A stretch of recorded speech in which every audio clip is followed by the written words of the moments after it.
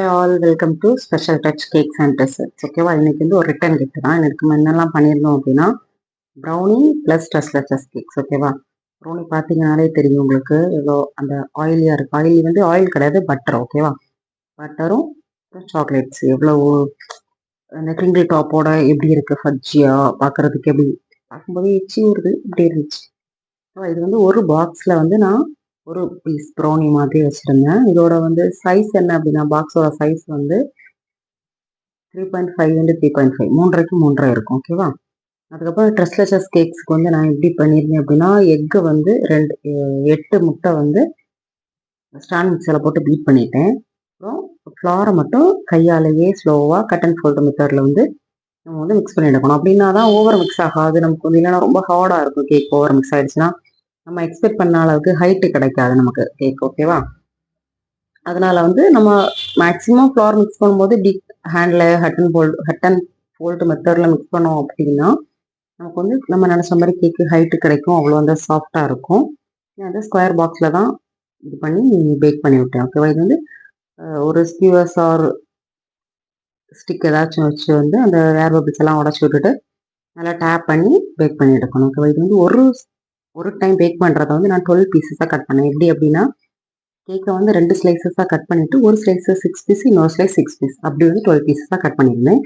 அப்புறம் நம்ம டஸ்டஸ் கேக்குக்கு வந்து டாப்பில் வந்து க்ரீம் வைக்கணும். க்ரீம் வைக்கிறது நம்ம ஏதாவது ஒரு நாசில் டிசைன் அப்படி தான் பண்ணுவோம்.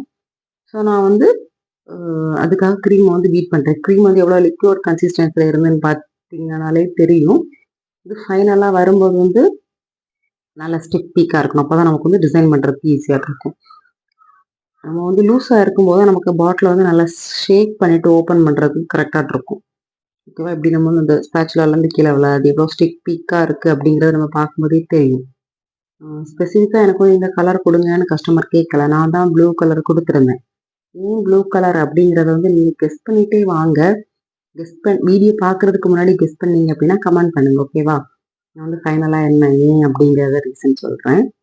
மறுபடியும் லைட்டாக அந்த க்ரீம் வந்து எல்லா இடத்துலையும் மிக்ஸ் ஆகுறதுக்காக ஒரு வாட்டி பீட்டர் போட்டு நல்லா மிக்ஸ் பண்ணிக்கிட்டேன்.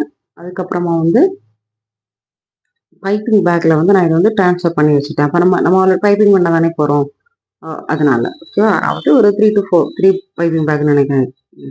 அதில் வந்து ஒரு லாங் கிளாஸ் ஆர் பாக்ஸ் ஏதோ ஒன்று சம்திங் போட்டு அதுக்குள்ளாடி பைப்பிங் பேக் போட்டு நம்ம அதுக்குள்ளாடி வந்து இந்த க்ரீமை வந்து ஃபில் பண்ண வேண்டியது தான். ஓகேவா, ஒரு 3 பைப்பிங் பேக்கில் வந்து ஃபில் பண்ணி எடுத்துட்டேன். அப்புறம் இன்னொரு பைப்பிங் பேக்கில் வந்து நம்ம என்ன நாசில் யூஸ் பண்ண போகிறோமோ அதை வந்து தனியாக அந்த பைப்பிங் பேக்கில் போட்டு அந்த டிப்பை மட்டும் கட் பண்ணி எடுத்துட்டோம் அப்படின்னா இந்த பைப்பிங் பேக்கை வந்து நம்ம க்ரீம் ஃபில் பண்ணி வச்சுருக்கிற பைப்பிங் பேக்கை வந்து அதுக்குள்ளாடி போட்டு நம்ம ஒர்க் பண்ணும்போது ஈஸியாக இருக்கும்.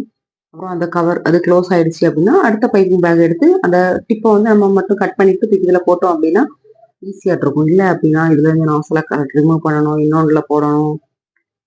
இல்லைனா அடுத்து ஃபஸ்ட்லேருந்தே அந்த க்ரீம் இருக்கிறதுக்குள்ளாடி பைப்பிங் பேக்கில் வந்து நம்ம க்ரீமை ஃபில் பண்ணணும். அது வந்து நமக்கு கொஞ்சம் டைம் ஆகுற மாதிரி இருக்கும்.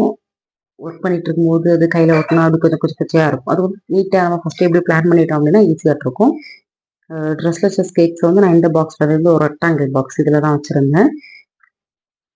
இது வந்து நம்ம என்ன இது வந்து மில்க் வந்து ஆட் பண்ணோம் அப்படின்னா, ஒரு கப்பு மில்க்கு வந்து 1/2 cup condense milk, 1 cup fresh cream.